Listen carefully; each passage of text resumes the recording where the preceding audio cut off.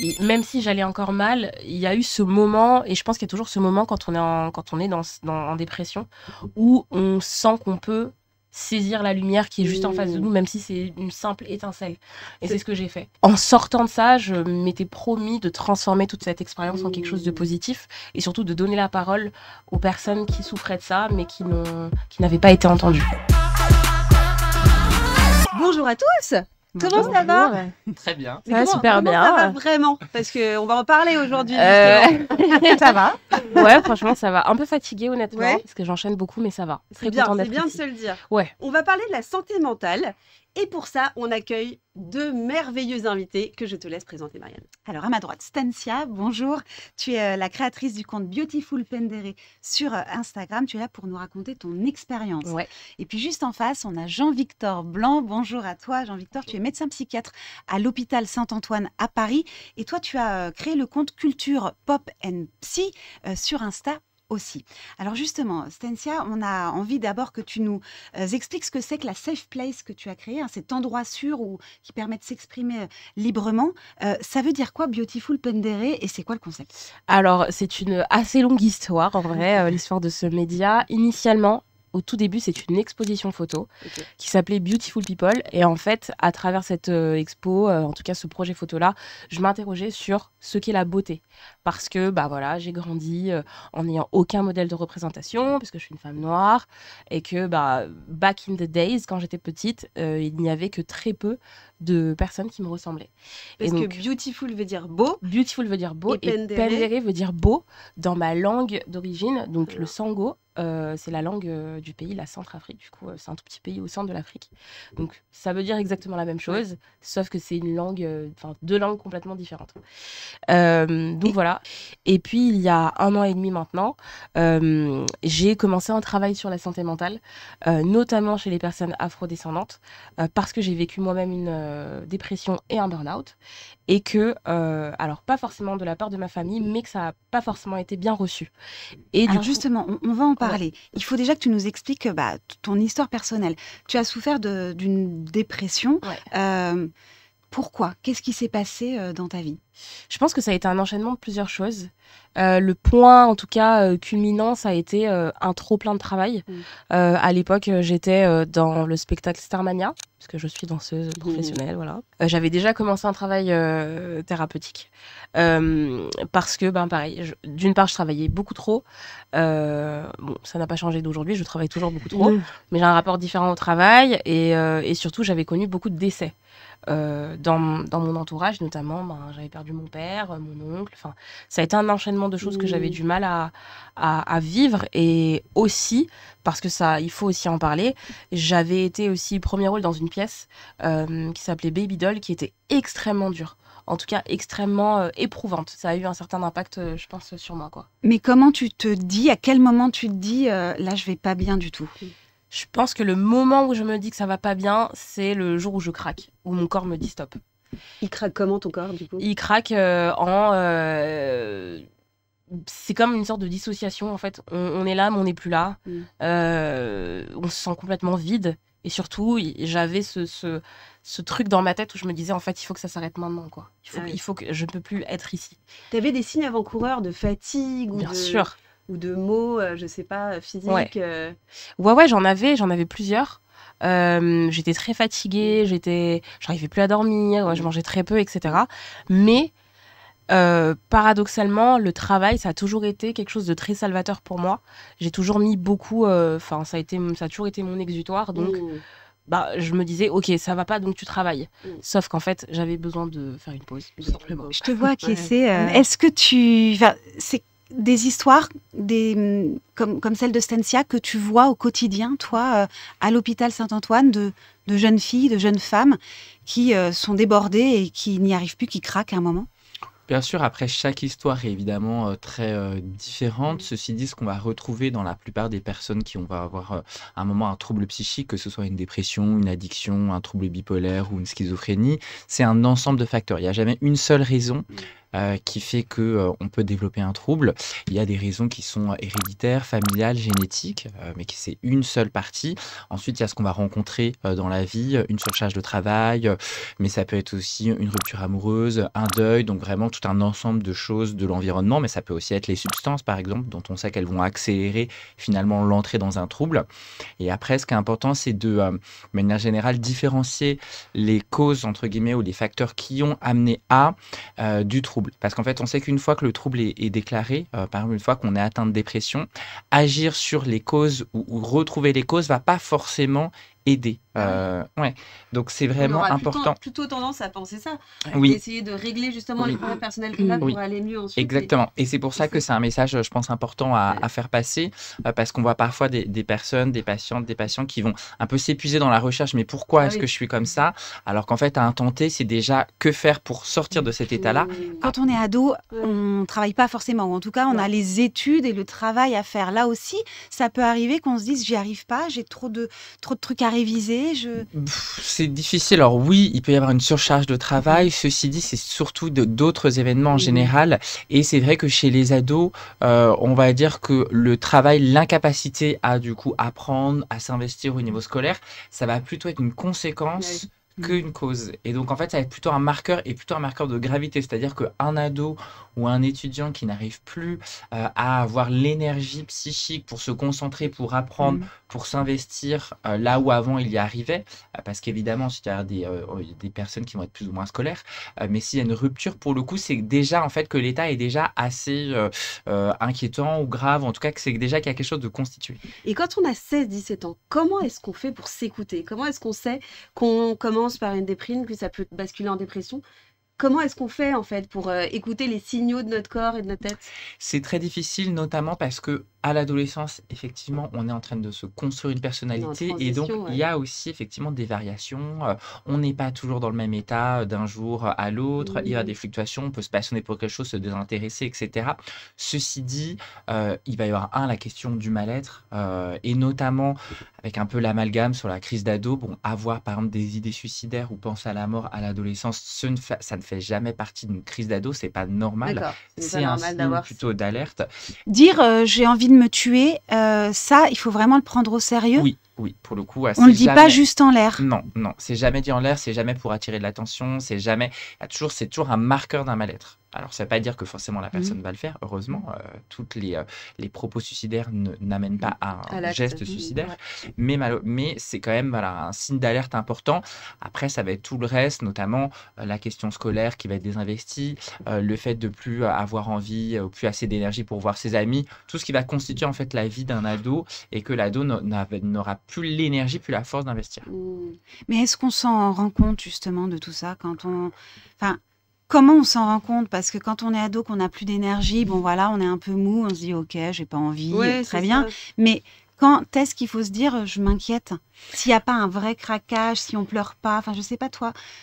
Pour moi, je trouve que particulièrement cette génération d'ados exprime de plus en plus qu'elle va mal, trouve aussi des moyens en tout cas de pouvoir en parler plus librement grâce aux réseaux sociaux, grâce à TikTok. Et justement, tu parles en fait du tabou autour du mot dépression, parce qu'il y a un vrai tabou. Toi, tu le dis un petit peu dans tes vidéos, et justement, tu essayes de décomplexer tous les troubles mentaux à travers la culture, on le verra juste après. Mais il y a un réel tabou encore du mot dépression? Oui, alors il y a à la fois un tabou et une incompréhension parce que sur la plupart des troubles psychiques dont font partie la dépression, en fait, peu de gens vont savoir vraiment ce que c'est quoi les symptômes, comment ça arrive, c'est qui consulter, c'est quoi les traitements. Mais c'est quoi justement? Parce que être un peu déprimé, c'est pas forcément être dans un état dépressif, un état de dépression. Bien sûr. Tu peux nous expliquer ça justement? On confond souvent la tristesse et la dépression. La tristesse, c'est une émotion totalement normale, humaine, ça arrive à tout le monde, c'est quelque chose qui fait partie de l'expérience d'être un être humain.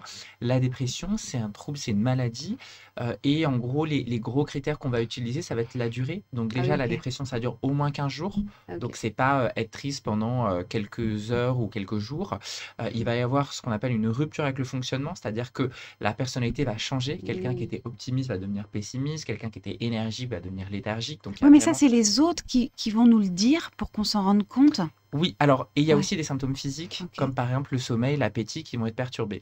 L'idée étant que, et notamment à travers l'école et l'éducation, on enseigne en fait ces symptômes comme on apprend les symptômes, je sais pas, D'une des grippe. pathologies, d'une Ouais. grippe, le brossage de dents à l'école, Mm. etc. En fait, aujourd'hui, les personnes sont un peu démunies parce que aujourd'hui, quelqu'un qui va être triste tous les jours pendant un mois, perdre 3 kilos et mal dormir, il va pas forcément penser à la dépression. Ouais, c'est Oui, ça. et puis alors tu donnais des mots tout à l'heure, ça faisait un petit peu peur comme ça, schizophrène, bipolaire, la Mm. bipolarité. Enfin, ça il y a plusieurs troubles en fait, et on n'est pas forcément armé pour savoir ce que c'est quand on a 14-15 ans. Exactement. Alors non seulement les personnes concernées, notamment les ados, sont pas armés, mais aussi leur entourage, parce Ouais. que on voit bien que là aussi, à la différence d'autres pathologies, je veux dire, un ado, il sait pas forcément ce que c'est qu'un infarctus, mais à la limite, ou une grippe sévère, une pneumonie. Mais si un adulte, il voit qu'il tousse et que il est en train de suffoquer, il va se dire bon là, il se passe quelque chose, je vais l'amener chez le médecin. Pour la santé mentale, c'est pas tout à fait la même chose. Et comme le disait Stencia, c'est quasiment l'inverse. La jeune génération va être plus éduquée que les aînés sur ce que c'est qu'un trouble bipolaire, ce que c'est qu'une crise d'angoisse, ce que c'est qu'une dépression. Donc à la fois c'est intéressant parce qu'on voit que du coup il y a une sorte d'apprentissage qui vient d'une jeune génération et ça c'est plutôt quelque chose de positif et qui me rend optimiste. Et en même temps c'est quand même un peu alarmant de se dire qu'aujourd'hui un ado qui fait une crise d'angoisse, c'est à lui de comprendre ce qu'il a, d'analyser ses symptômes, de les expliquer à des adultes et voire de persuader les adultes qu'il est vraiment malade et que c'est pas du cinéma ou des clichés ou une crise, quelque chose pour attirer l'attention. Et est-ce que tu dirais que la nouvelle génération, elle est plus à même de comprendre la dépression parce qu'on en parle aussi dans les séries et dans les films. Tu vois, je vais citer Euphoria, Sex Education, 13 Reasons Why. C'est plein de séries qui ont beaucoup compté, en tout cas pour les ados, qui ont fait un énorme carton dans les chiffres.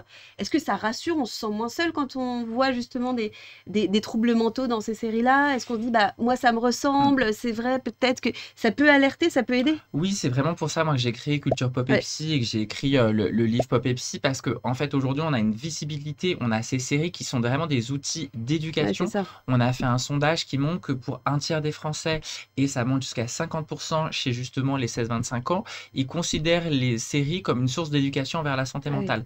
Donc en fait aujourd'hui Netflix est aussi, alors certes c'est du divertissement, mais c'est aussi utilisé comme une source d'information, de représentation, de visibilité. Et ce mouvement il est hyper intéressant parce que c'est ce qui fait que en 15-20 ans on est passé un peu de l'âge de pierre, de personne globalement savait vraiment ce que c'était que la dépression et ça faisait très peur, à aujourd'hui une inflation des connaissances et des représentations. Stencia, tu valides à 100%? Oui, complètement.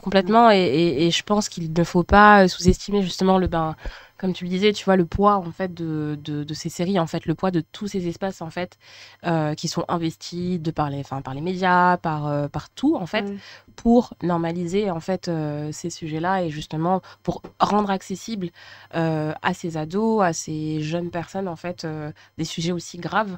Je pense aussi que surtout la représentation elle est importante et des séries comme Euphoria notamment qui parlent de drogue, de dépression, enfin des sujets quand même assez lourds. Ça fait du bien, je pense, pour je me dis, voilà, si j'avais 15 ans que je voyais une série comme ça me ferait un bien fou parce que je pense que on se sent beaucoup moins seul parce que plusieurs questions sont abordées.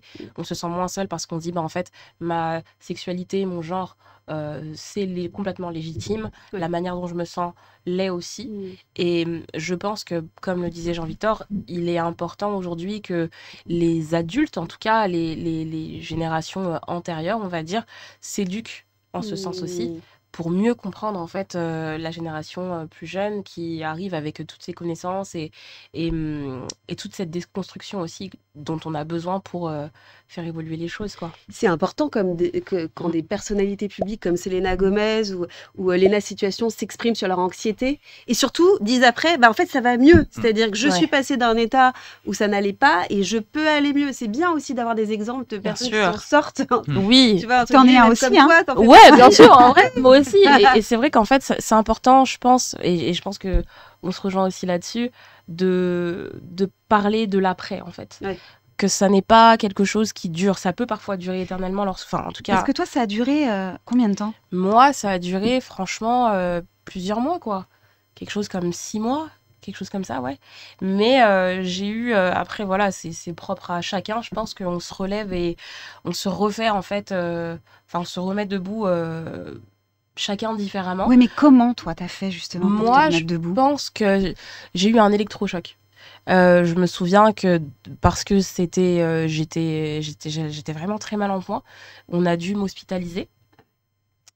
Et c'est lorsque j'ai été hospitalisée que je me rappelle, je travaillais en même temps parce que bon voilà, je suis entrepreneur aussi à côté. Et je me rappelle, j'étais en train de travailler à l'hôpital et d'entendre en fait des personnes autour de moi aller mal et me voir aussi moi dans cet état. Et même si j'allais encore mal, il y a eu ce moment, et je pense qu'il y a toujours ce moment quand on est en dépression, où on sent qu'on peut saisir la lumière qui est juste en face de nous, même si c'est une simple étincelle. Et c'est ce que j'ai fait. Ça s'appelle l'instinct de survie ? Comment on l'explique ? Alors, instinct de survie, en tout cas, c'est drôle parce que exactement ce que tu dis, ça correspond à une des dernières séries Netflix qui s'appelle Daily Dose of Sunshine, donc une série coréenne, donc un K-drama, mais qui se passe à l'hôpital psychiatrique en Corée, donc on se dit à la fois c'est très loin et ça n'a rien à voir avec ce qu'on peut vivre, et en fait c'est un peu la même chose, qui est drôle, et ils disent que justement le rôle en fait de l'hôpital psychiatrique, ou en tout cas des soignants dans l'hôpital psychiatrique, c'est d'apporter une éclaircie pour les patients tous les jours, et qu'ensuite c'est à eux, s'ils le peuvent, de saisir ça ou pas, parce que c'est vrai que les soins ont une place nécessaire et inévitable dans certains cas, évidemment, mais ceci dit, ça ne fait pas tout non plus.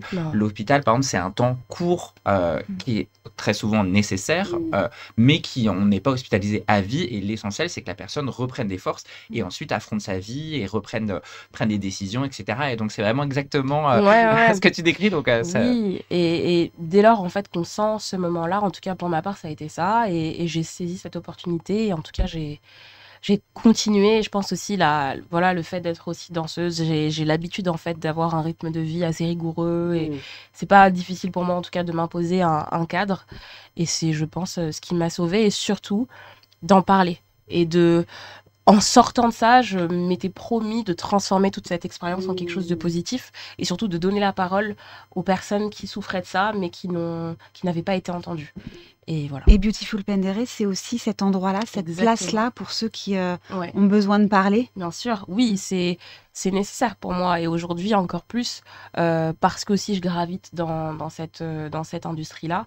C'est important pour moi aussi de parler de santé mentale chez les artistes, et d'aborder aussi les questions de prise de drogue dure, par exemple, l'impact que ça peut avoir, la pression qu'on peut se mettre en tant qu'artiste aussi, parce qu'on a une durée de vie qui parfois peut être plus ou moins courte, plus ou moins longue. Une carrière. Une carrière, voilà, pardon, une durée de vie, voilà. Mais c'est important pour moi d'offrir cet espace-là, parce que je pense que justement, lorsque ça vient de personnes qui sont visibles médiatiquement, ça résonne différemment. Ouais. Donc sur Instagram, on exactement, ton compte à suivre. Justement, c'est intéressant parce que tu parles d'Instagram et tu parles des réseaux sociaux justement qui peuvent aider, mais il y a quand même une vraie part sombre, bien sûr, dans les réseaux sociaux.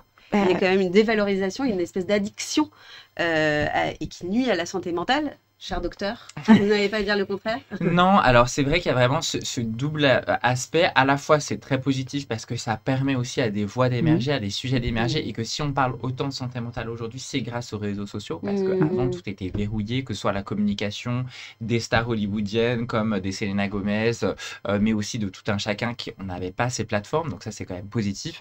Il faut savoir aussi qu'il y a des communautés qui se constituent autour de ces sujets, qui s'informent, donc il y a un aspect positif. Ceci dit, il y a aussi évidemment un effet négatif. Pour l'instant, on ne parle pas vraiment d'addiction, mais d'hyperusage, dans le sens où on peut utiliser trop les réseaux sociaux.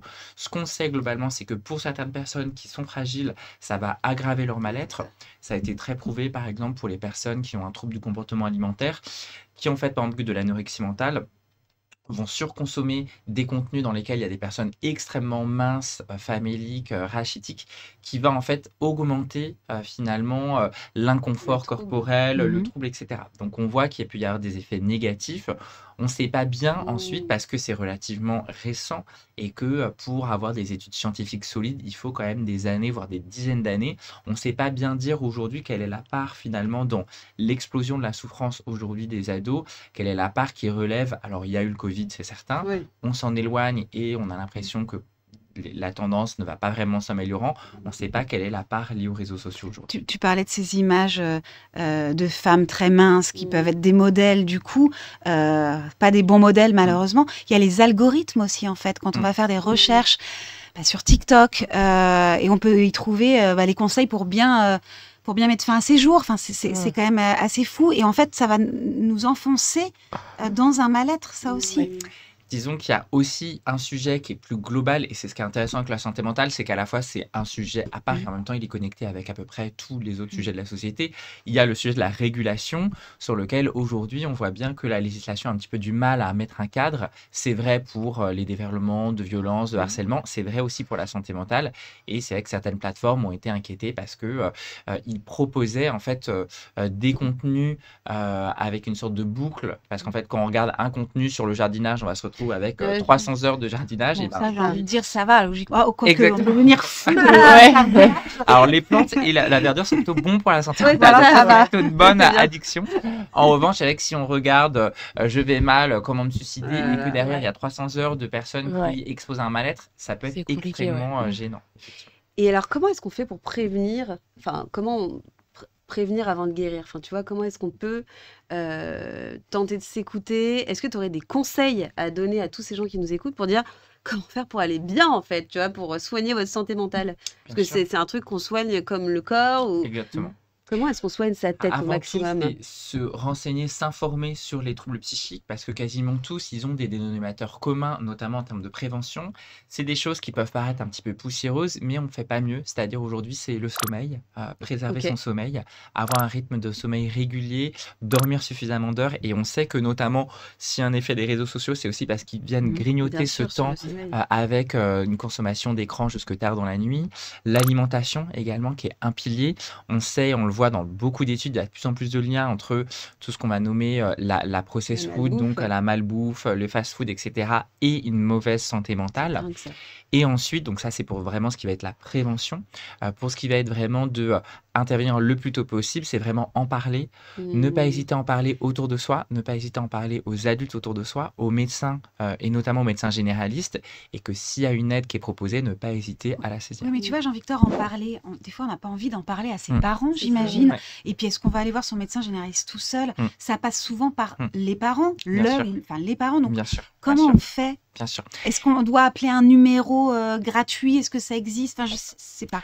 Alors, il y a un numéro qui existe maintenant en France, notamment concernant vraiment les idées suicidaires, c'est le 3114, qui est vraiment le numéro de prévention du suicide, et c'est vraiment le numéro à connaître et à savoir si quelqu'un se sent envahi, concerné ou des questions sur les idées suicidaires. C'est vrai que pour le reste, pour des mineurs, ça reste via les parents, donc essayer de le réexprimer le plus simplement possible. Ça peut être aussi à travers un film ou une série. C'est vrai que ça, c'est quelque chose que souvent je conseille dans mes interventions. En fait, il y a aujourd'hui beaucoup de séries ou de films qui peuvent très bien illustrer la dépression, et ça peut être aussi un moyen d'en parler, que ce soit pour les parents avec leurs enfants, ou dans le sens inverse, un ado avec ses parents. S'appuie aussi sur des figures connues. Aujourd'hui, il y a beaucoup, on l'a dit, de pop stars, mais aussi des sportifs, des célébrités que les parents peuvent connaître aussi, et dire, bah voilà, peut-être que c'est la même chose, et vraiment essayer à tout prix de lever le tabou sur le sujet. Et j'ai une petite question, pardon. Non, Excuse-moi. vas-y, Camille. Si on entend, si une amie ou un ami nous parle de dépression, nous dit, bah voilà, je vais pas bien, je me sens mal, j'ai des idées suicidaires, j'ai des idées noires, qu'est-ce qu'on peut faire en tant qu'ami? Alors, notamment si on est ado également, absolument essayer d'en parler à un adulte, encourager l'ami. Alors, avant tout, ne pas le juger, ne pas lui dire « Ah, bah, t'es faible » ou « C'est anormal de penser ça ». Donc ça, c'est vraiment la première chose. Et en deux, être dans une posture d'écoute, recevoir, mais ensuite dire « Là, je crois qu'il faut que tu en parles à quelqu'un, à un adulte. » Provoquer l'action. Exactement. Et pas rester avec, finalement, la charge du secret, finalement, parce que ça peut être très problématique. Je t'ai vu réagir, Stancia, sur le t'es faible et ça. En fait, il y a un peu des choses qu'on va dire, un peu des clichés. Ça, tu as vécu ça, ou tu vois ça aussi dans ton entourage? Je pense que au-delà de l'avoir vécu, parce que on m'a pas forcément dit que j'étais faible. Néanmoins, je pense que ce sont les mots qu'on attribue en fait aux personnes qui souffrent, qui ont une santé mentale, on va dire, un peu défaillante, et pour qui c'est compliqué. Et je pense qu'il est important en fait justement de changer ça, parce que la dépression n'a rien à voir avec de la faiblesse, bien au contraire. Ouais, je l'ai pas vécu, mais je pense justement qu'il est important que les personnes qui vivent ça puissent aussi se réapproprier leur voix, la parole, et puissent en parler et reprendre justement le pouvoir avec ça, quoi, en disant, mais en fait, ouais, je souffre de ça. L'assumer aussi, et faire preuve de courage, c'est une forme de force. Donc, Et quand tu dis parler à un adulte, Jean-Victor, est-ce que ça peut être au collège ou au lycée? Oui, bien sûr, bien sûr.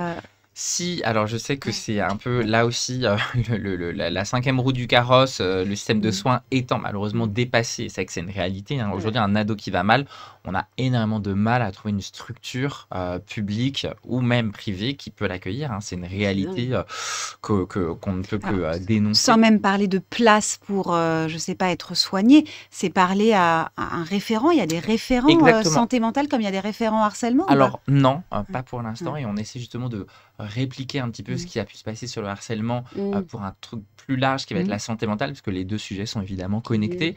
Mais donc au collège ou au lycée, ça va être l'infirmière scolaire, lorsqu'on a une, qui sont extrêmement sensibilisés sur le sujet, voire le médecin scolaire. Ça peut aussi être tout adulte de confiance, ça peut être un prof, si on sent qu'il y a une écoute.